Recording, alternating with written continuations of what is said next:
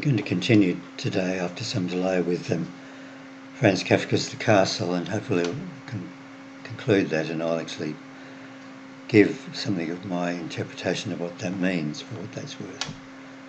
So just briefly to recapitulate what we did, just the story, this man called Kay arrives at a village below a hill on which a castle is located, not a very impressive castle.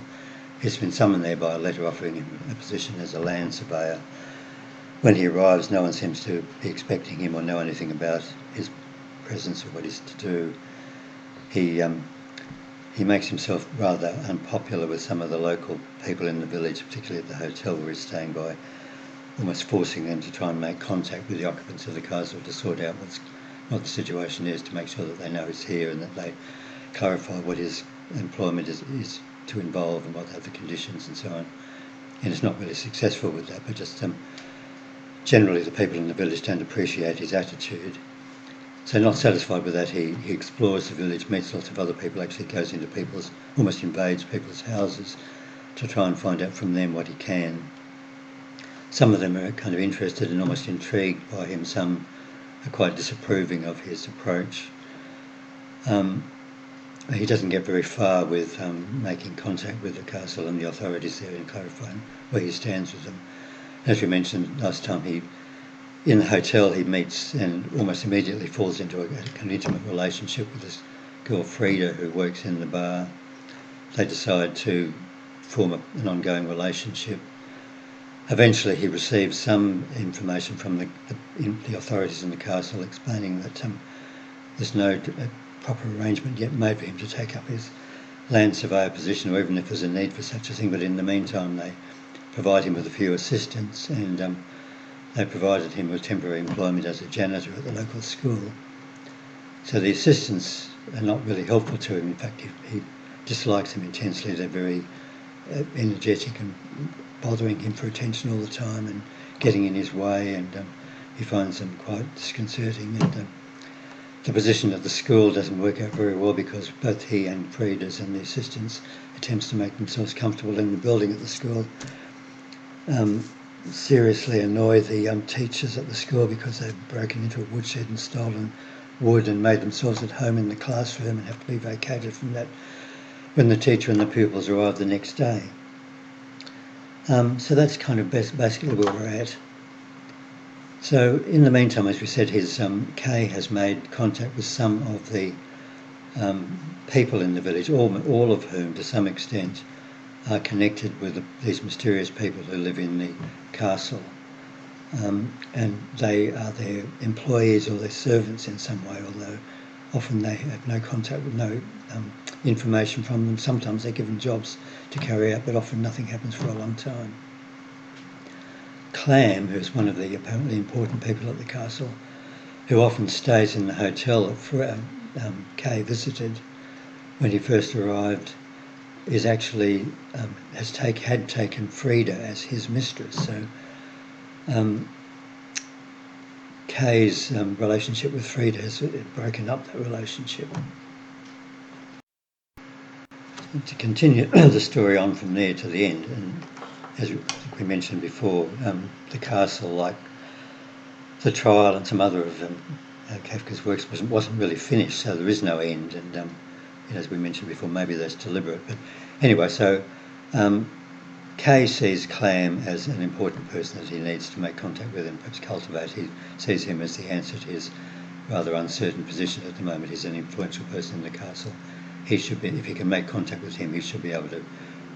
Kay should be able to establish himself in this world. So Clam often stays at an inn, in a room in the inn when he's visiting the village. So Kay tries to make contact with Clam, is rebuffed. He actually goes out into the courtyard where Clam's carriage is waiting, knowing that Clam is to return from the village to the castle soon. He stays around the carriage so that eventually when Clam comes out of the hotel he'll be able to contact him. He even goes up inside Clam's carriage and sits there for a while and examines the contents of the carriage. Clam comes out of the hotel and sees this man inside his carriage and immediately turns around and goes back into the village. All his plans are thrown up in the air, and he's got to change his whole routine for the day and possibly for some time in the future. Kay's chances of ever making contact with Clem seem to be completely dashed after that.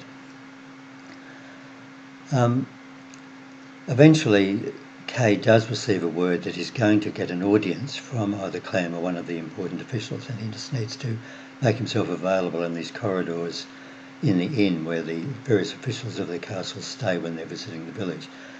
So it's a bit like what happens in the trial, where there's rooms opening from other rooms where they shouldn't be, and large spaces exist where there should only be a small space, and this dreamlike quality. It's the same with that of the kind of basement of the castle, of the hotel. There seem to be long corridors with many rooms opening off them and many people in those rooms carrying out various business activities. Kay has an appointment time. It's early in the morning. He makes himself available in the passageways. He has to wait several hours before the appointment time is due.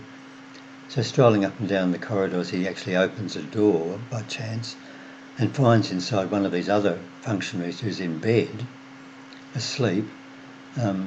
Kay's entry into the room wakes the official up, but rather than being annoyed, the official decides, well, now that I'm awake and I'm not going to be able to get back to sleep, we might as well carry out some business. So who are you and what are you here for? And he hears Kay's story and actually carries his case forward to a certain extent, so which seems to be to Kay's advantage.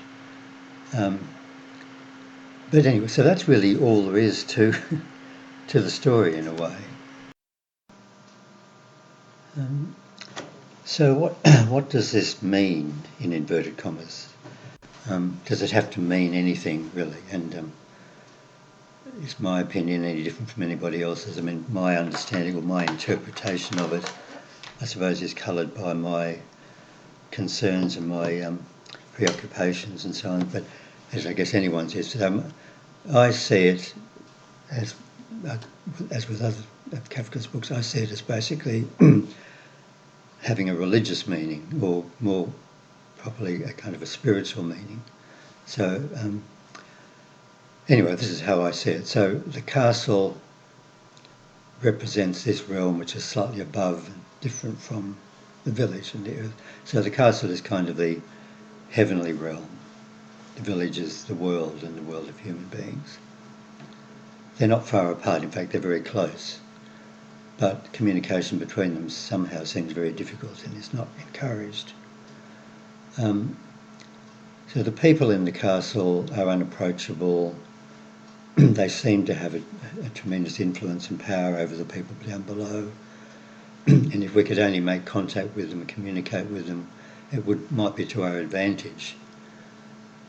But they communicate with us only when they choose to, and we can't really change that. We just have to wait for them to communicate when they see fit. And then when we are contacted by them, then we want to do what they say. So there's some heavenly power up there. We know it's there, we acknowledge it's there, we want to know about it. It seems to be unattainable in a way. That's how it seems. So the village is this world of human beings, the material world that we live in. And the people there want to be contacted by the people in the castle, and that's the whole meaning of their life. The village people are servants of those people in the castle. And when they're given a position, when they're given a job to do, they're thrilled and excited, they want to carry it out. They carry on their normal day-to-day lives, but they seem to be very mundane in their eyes compared to any contact and any direct commission that they might receive from the castle. So they fall into a number of different groups. So some of them just, like the hotel keeper and others like that, don't seem to really understand what they should or shouldn't be doing. They're just content to wait until they receive a communication and do nothing to hasten that. There are some, like Barnabas, who's an important character in the book, whom Kay meets and befriends. And just to describe him, I'll just read a passage. So He's a young man, he makes friends with Kay, whereas most of the village people dislike Kay and want to distance themselves with him.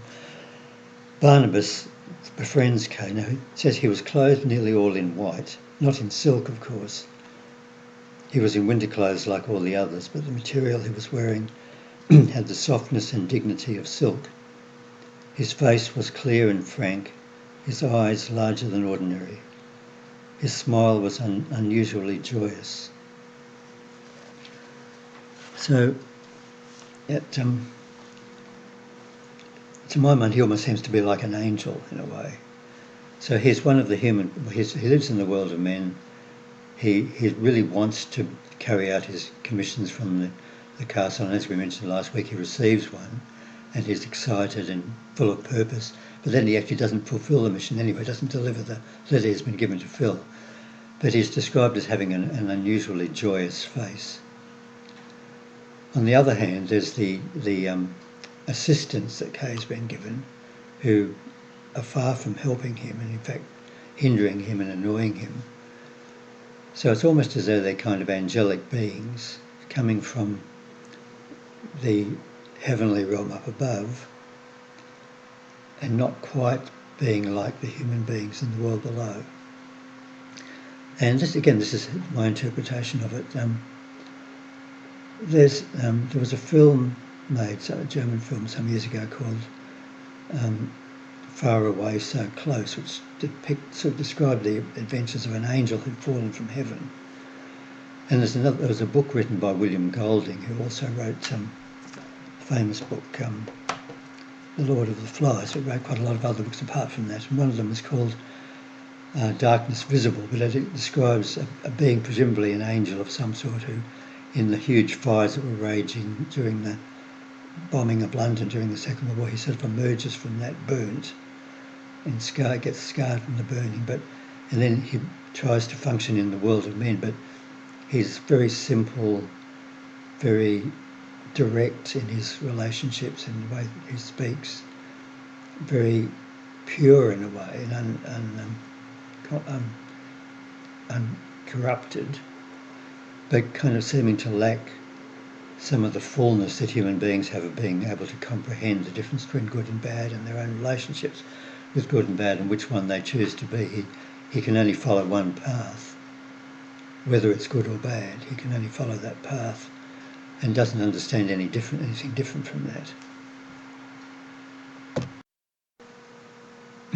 So I can see I'm not going to actually be able to finish this in this episode. I'll have to continue next time. But so just before concluding this, I should point out, so this is kind of a theological discussion.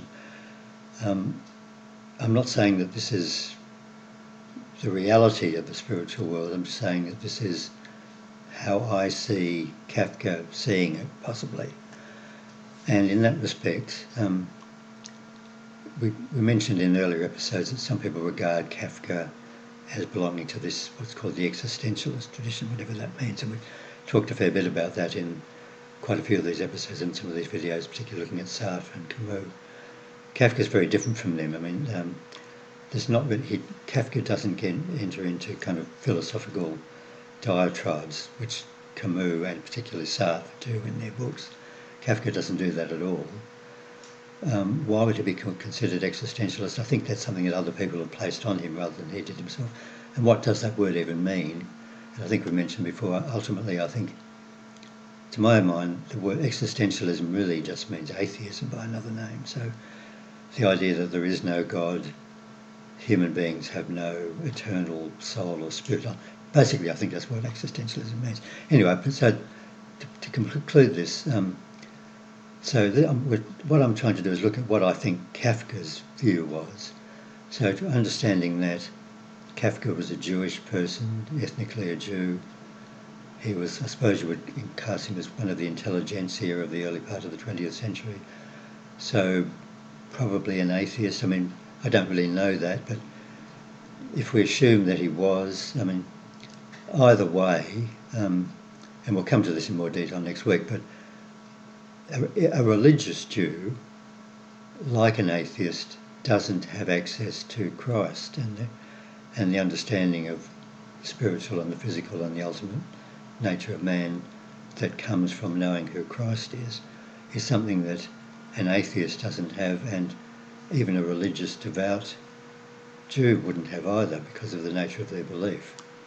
So that's going to colour his worldview. Anyway, so I'll leave it at that and we'll continue with this in the next episode.